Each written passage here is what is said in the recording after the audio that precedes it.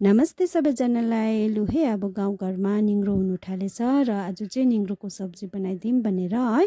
त्यसको लागि चाहिँ मैले सबैभन्दा पहिला प्याज टमाटर खोर्सानीलाई काटिराखेको छु र लसुन र अदुवाको पेस्ट नि रेडी छ र साथमा चाहिँ आलु पनि अलिकति काटिराखेँ र निङ्ग्रोलाई नि मैले केलाएर धोएर चाहिँ है रेडी बनाइराखेको छु र साथमा मैले कराही नि बसालिसकेको छु र त्यसमा थोरै तेल हालेँ है र मैले चाहिँ सरसोको तेलै युज गर्छु है, किनभने चाहिँ है हेल्थको लागि नि सरसोको तेलै राम्रो हुन्छ भन्छ है।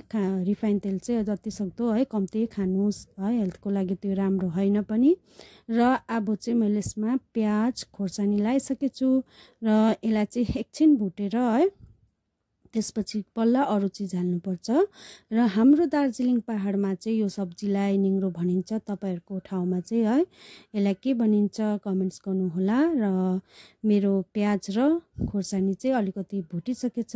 त्यसपछि मैले टमाटर लगाइदिएँ र टमाटर लगाएर नि यसलाई एकछिन है पकाउनुपर्छ।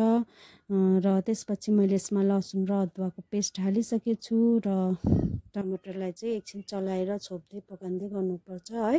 त्यसपछि मैले यसमा हल्दी रङ खोर्सानी र साथमा आफ्नो स्वादअनुसार नुन हालिदिइसकेको छु र यसलाई एकछिन गल्नुको लागि छोडिदिएँ है।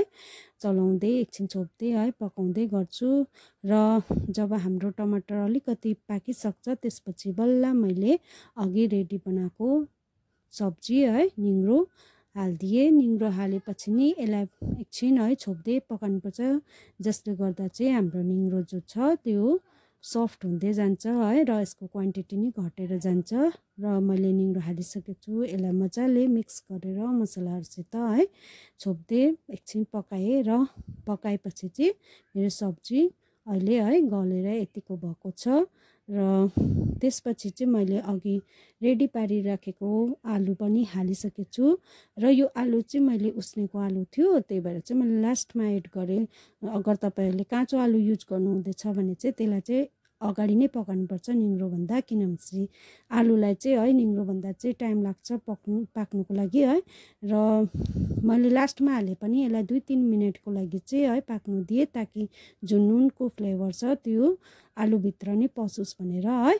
यसरी गरी मेरो जुन यो निङ्ग्रोको सब्जी छ रेडी भइसकेछ। र thank you for watching my video. Thank you, नमस्ते।